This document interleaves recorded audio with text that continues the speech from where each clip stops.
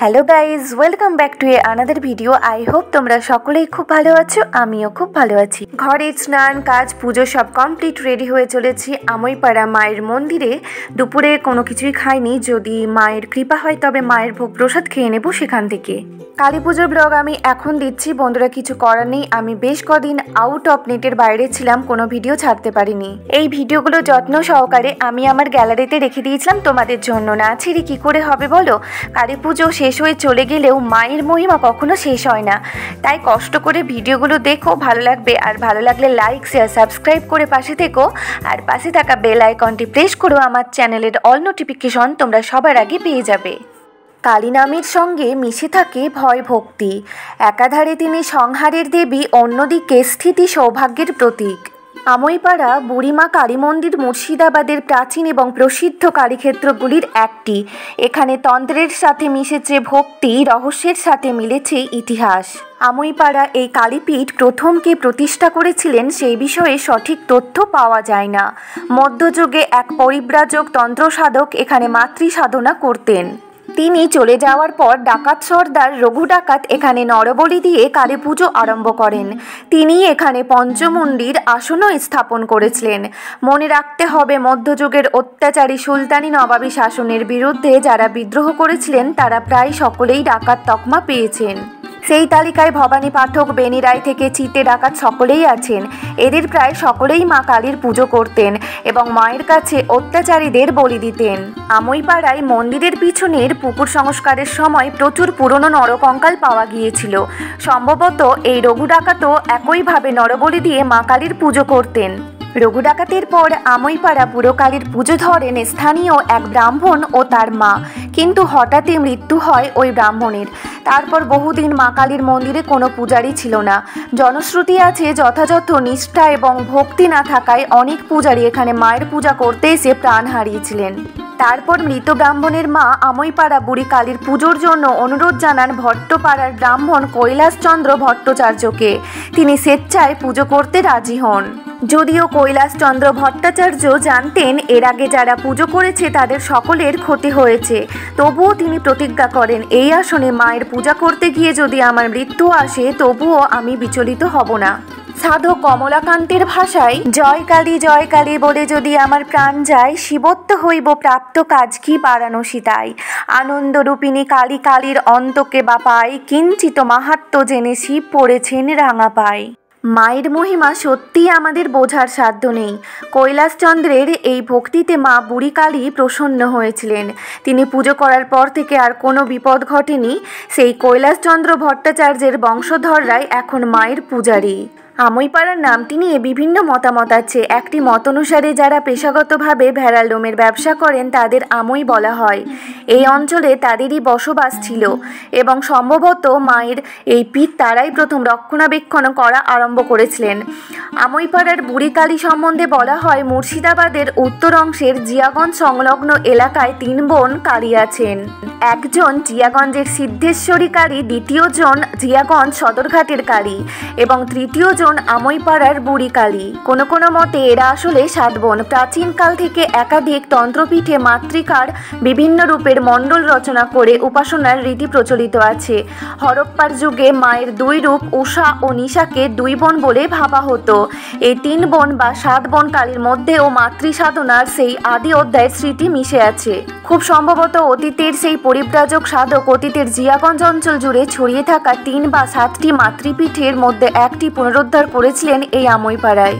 সেই পীঠই আজকের বুড়ি কালীর মন্দির। আমইপাড়ায় সারা বছরই মায়ের নিত্য পূজা অর্চনা রাজকীয়ভাবে হয়ে থাকে। প্রত্যেক বছর কার্তিক মাসের দীপান্বিত অমাবস্যার দিন সকালে নিত্য পূজার পর মাকে বিসর্জন দেওয়া হয়। পুরনো বিগ্রহটি বেদি থেকে নামিয়ে এনে রাখা হয় মন্দির সংলগ্ন বটতলায়। বিকালে নতুন মূর্তি এনে বেদিতে তুলে রাতে কালী পুজোর সময় প্রাণ প্রতিষ্ঠা করা হয়। সেই মূর্তি আবার পরের কালী পুজোর দিন পর্যন্ত বেদিতে প্রতিদিন পূজিত হন। এইভাবে চলে আসছে বুড়ি কালী মন্দিরের ঐতিহ্যপূর্ণ মাতৃপূজার ধারা। বাংলা ভাষায় বোধহয় এমন কোনো ডাকাতের কাহিনী প্রচলিত নেই যিনি কালী পুজো করতেন না। ডাকাত সর্দারেরা নাকি কালীর খাড়া থেকে প্রসাদী সিঁদুর কপালে তিলক কেটে ডাকাতি করতে বেরোতেন। সেই পুজোয় নরবলি নাকি হতোই। তারা বিশ্বাস করত এতে তাদের কোনো রকম ক্ষতি হবে না এবং সফলভাবে কার্যসিদ্ধিও ঘটবে। এই বিশ্বাস কতটা তাদের পক্ষে যেত প্রশ্নের বিষয়। এবছর 2025 সালে বুড়ি কালী মায়ের পুজোতে আমইপাড়া জমে উঠেছে ভক্তদের ভিড় সমাগমে। ভিড় তো হয় প্রতি বছর, এবছর যেন ভিড় ঠেলা দেয়। এখানে মা জাগ্রত রূপে পূজিত হন। স্বপ্নাদেশ পেয়ে মায়ের মূর্তি এবছর এখানে স্থাপিত হয়েছে কোষ্টি পাথরে।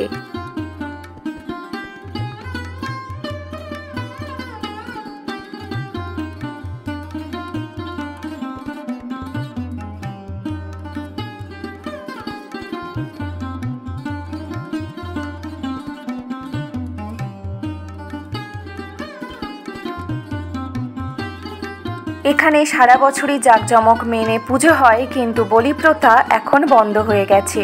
আর কালী পুজো উপলক্ষে বসেছে মায়ের মন্দির থেকে বাইরে পর্যন্ত বিশাল মেলা। বন্ধুরা, আমাদের মুর্শিদাবাদের জিয়াগঞ্জের আমইপাড়া মন্দিরে এসে দেখতে পারো অতীতের তন্ত্র সাধকের প্রতিষ্ঠিত রঘু ডাকাতের আরাধ্য কৈলাসচন্দ্র ভট্টাচার্য মহাশয়ের পুজোয় প্রতিষ্ঠিত মা বুড়ি কালীকে। আজও মা মুর্শিদাবাদের এক বিস্তীর্ণ অঞ্চলের মানুষের প্রাণের মাতৃকা।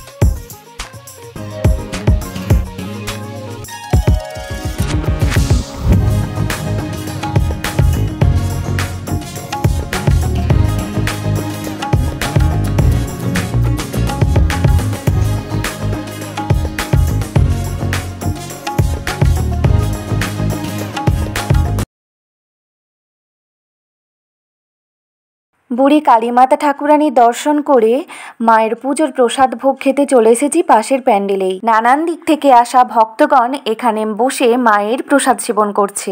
মায়ের প্রসাদে হয়েছে গোবিন্দভোগ চালের খিচুড়ি, পাঁচ তরকারি, হয়েছে আমড়ার চাটনি, আর শেষে মিষ্টিমুখের জন্য পায়েস। আমি আর সোনা ভাগ বুঝে বসে পড়েছিলাম প্রসাদ খেতে। সত্যি মায়ের মাহাত্ম্য যেমন অপরিসীম, তেমনি তার পুজোর ভোগের প্রসাদ সেবনের স্বাদও আহা, খেলেই মন প্রাণ তৃপ্ত।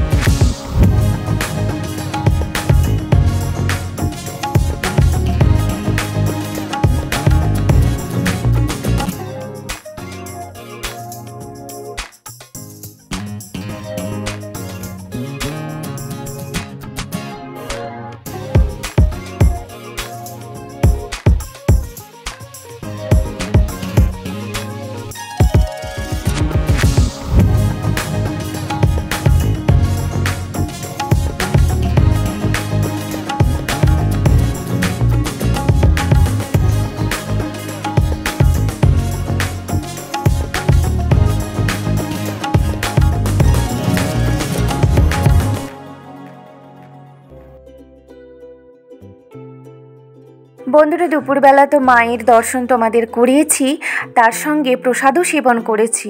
তো বাড়ি গিয়ে আবার আমি আর সোনা রেডি হয়ে চলে এসেছি রাত্রেবেলায় এই আমাদের আমইপাড়ার বুড়ি কালীমাতা ঠাকুরানীর দর্শন করার জন্য।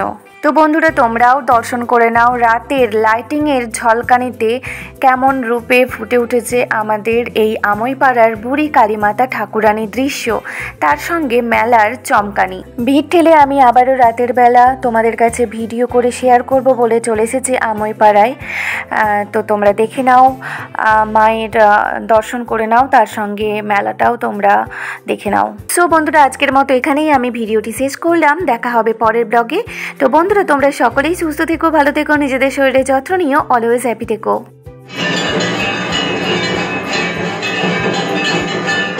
কমেন্টে জানিও কেমন হয়েছে, অবশ্যই লাইক করবে বন্ধুরা, লাইক করে পাশে থেকো।